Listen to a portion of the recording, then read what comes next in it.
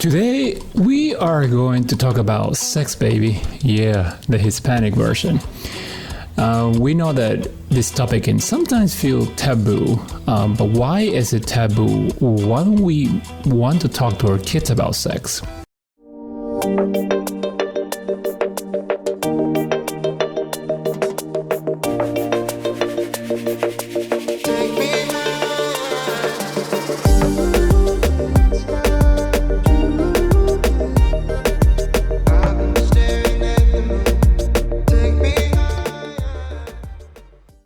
Welcome to another episode of In the Middle. Are you caught in the middle of two cultures?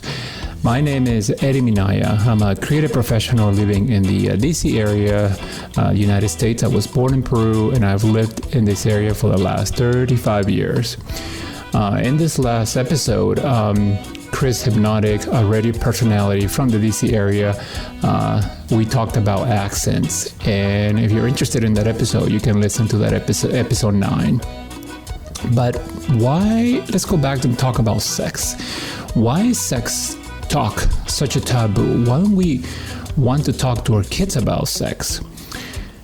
I don't know, is it a tradition? Is it in old times sex was just not talked about, especially among women?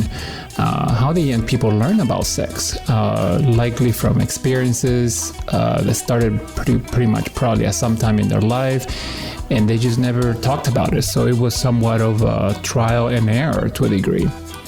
Back in the day, I'm talking about when grandparents generation, they sometimes got married as virgins very young, as they probably only had one sexual partner and never really talked about it. Well, I will share how it was for my generation. Our parents rarely talked about sex. We learned sex from magazines, from movies. This was time where movies were not accessible online, so the internet didn't exist. So it was videotapes, magazines, DVDs. However, your friends, and then obviously you got information from your friends, but your friends were just as clueless as you. So the advice you got from your friends was probably horrible. But that's how we learn. Trial and error. This lack of education also brought pregnancies, STDs, etc. To young selves, and many, we became parents at an early age, sometimes too early.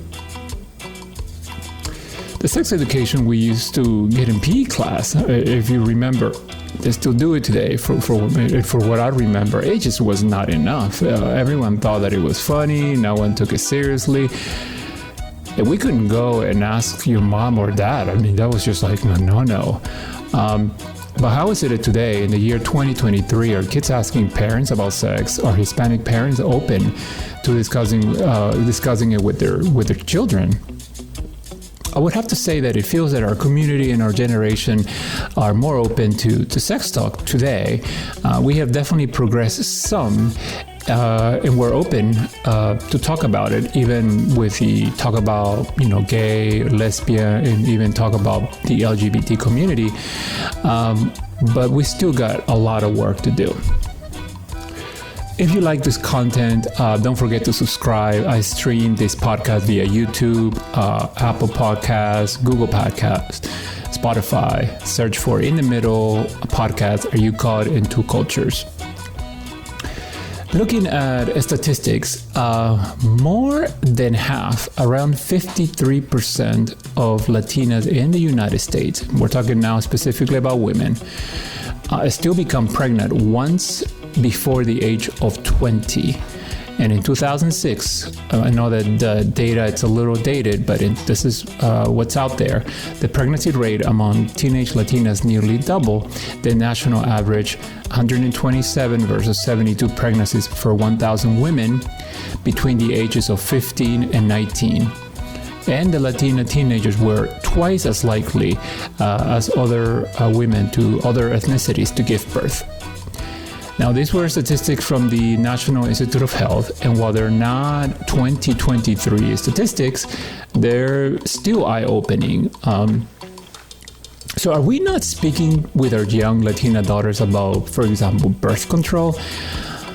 I assume that that's part of cultural. I guess parents don't want to, say, yeah, my 14-year-old daughter is on birth control because she's sexually active. I'm assuming, I don't know, but, they'll probably be like, well, what are people going to say about my family if they know?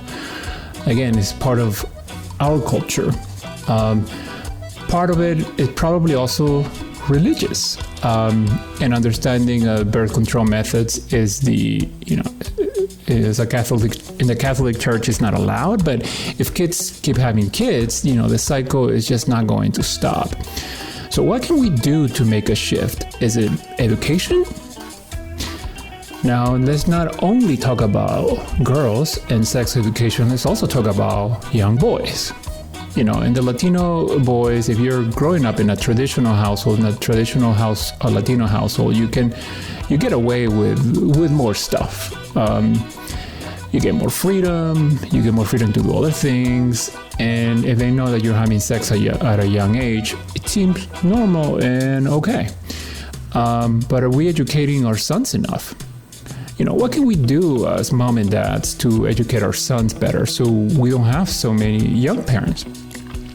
I was a parent, a very young parent myself at the age of 19, which is very young to have a big responsibility. And while having children at such a young age made me mature quickly, it was also very rough to raise them without having any sort of plan or preparation.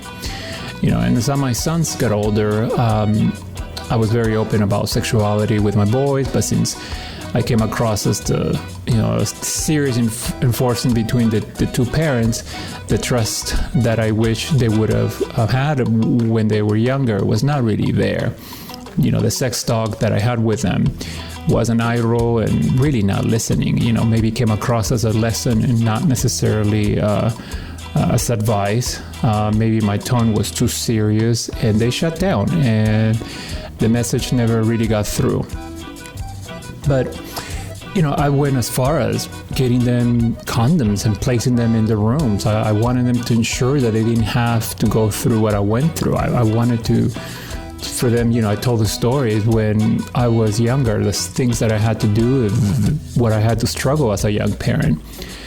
And I'm not talking about the joy of having kids, because that is an experience that, it's just, it's hard to describe, but more of the struggle when you are a really, really young parent. Let me tell you a story. When one of my sons was around, he was probably around 15 or so.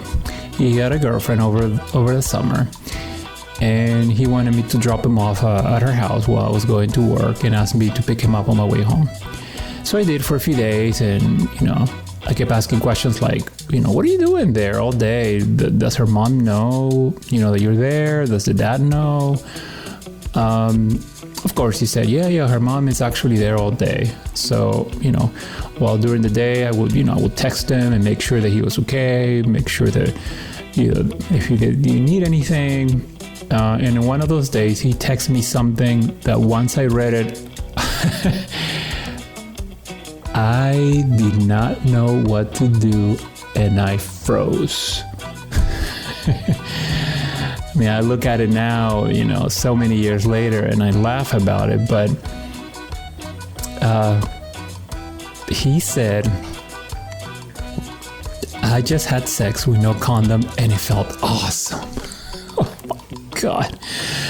I was like, oh my God. I mean, I was like looking at my phone and making sure that, this message was not a prank from somebody, that it actually was coming from him and not from somebody else. I didn't know what to do, what to say, what to respond. My mind was already racing like 100 miles an hour. I was like, oh my God, does she need to take a pregnancy test, et cetera, et cetera. I mean, I was going way too far, but I just didn't know what to do. I froze. So I called his mom and I told her what he texted me. And she was like, oh, he's probably just joking, bullshit. I know that kid very well. I know he wasn't joking. I finally responded after retyping that text probably over and over, and I said to him in a serious tone, if you did, you might want to she might want to take a pregnancy test, because girls that age are so fertile, as something along those lines. And it probably was the wrong response, but what would you have responded? I mean, it's something like this. What the hell did you say? What do you respond? I mean, you just don't know. So he texted me back later and he said, Dad, it was a joke. Never mind. Of course, I had, ha ha ha. And I was like, this kid, he just texted the wrong person by accident, because it was probably the last text that had on his phone. It was mine. And he probably meant to send it to one of his friends. Definitely not me. But this is what I mean. I mean, as a dad, it was hard to even to stay neutral in this and trying to stay, kind of what can I respond? I mean, even if we would have had this relationship of trust between him and I, and he would have meant to really text me, but Dad, I mean, what do you do? What did you say? As a parent, you don't know. You want the best for your kids, and when you have something like this, I mean, I froze, and I'm sure if it's something like that was texted to you from one of your kids, you will freeze too. So now, when something happens in your family, and you're in a very we're talking about Hispanic families. You don't want this to repeat, so you, as a parent, will try to protect your family so it doesn't happen again. And sometimes, that also is not the right way to do it, and sometimes it goes the wrong way. When I was probably around 18, I was dating this girl for a few years. She was a few years younger than me, and her sister had gotten in some trouble before I met her, before her and I started dating. So their dad didn't want that. I guess the same thing that happened to the other daughter for him to happen to the girl I was dating. So I only visited her when her parents were there.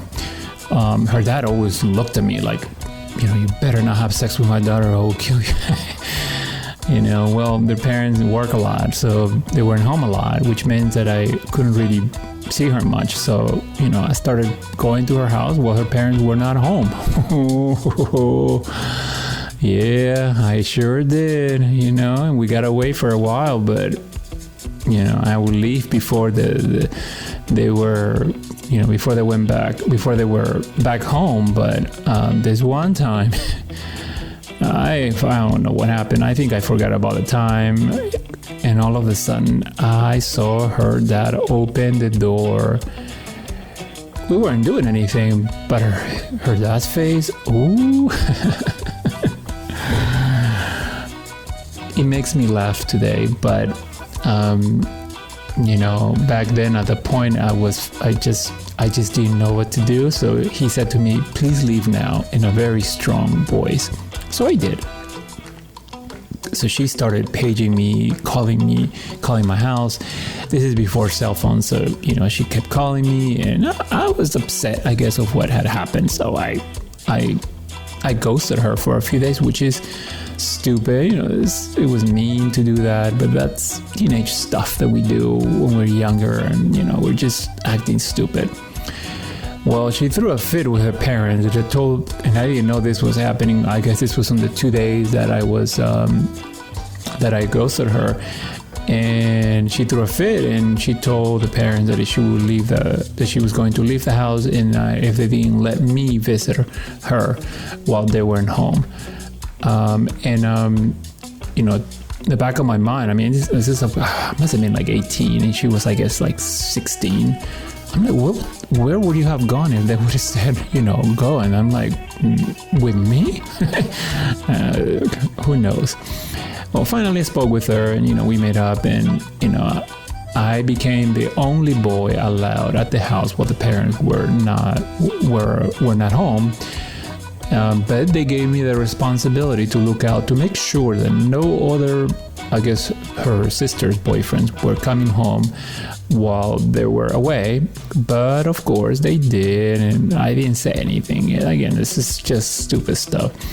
But I wonder if their parents knew that I was having sex with their daughter, or if they thought that all we did was hang out and watch TV.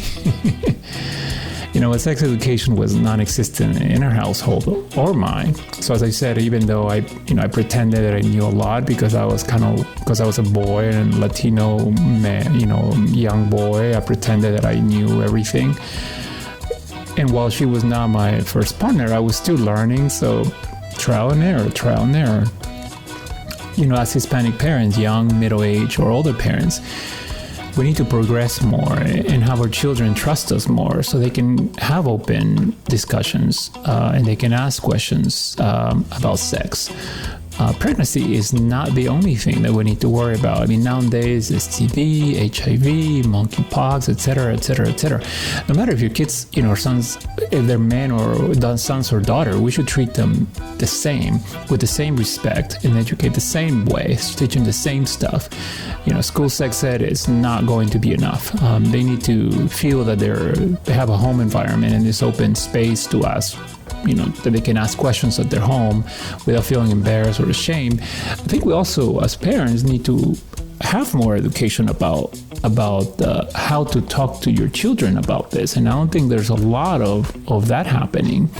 And I think that's another reason why we almost like, if we don't talk about it, it's not going to happen, when we know that's going to happen either way. If you like this content, don't forget to subscribe. I stream this podcast via YouTube, Apple Podcasts, Google Podcasts, Spotify, and many other services. Search for In the Middle Podcast, or you call it Two Cultures. Well, we have come to the end of episode 10. If you have any questions or have a topic that you would like to talk about on this podcast, or would like to be in it, contact me. But until next time, my friends, take care. If you like this content, don't forget to subscribe. In this podcast, as you know, I'm talking about my experiences of living of two or more cultures. And if you like any of the merchandise like this hat that you see me wearing, you can actually click on the link that you see below, and you'll be able to purchase it. All right, talk to you soon. Bye.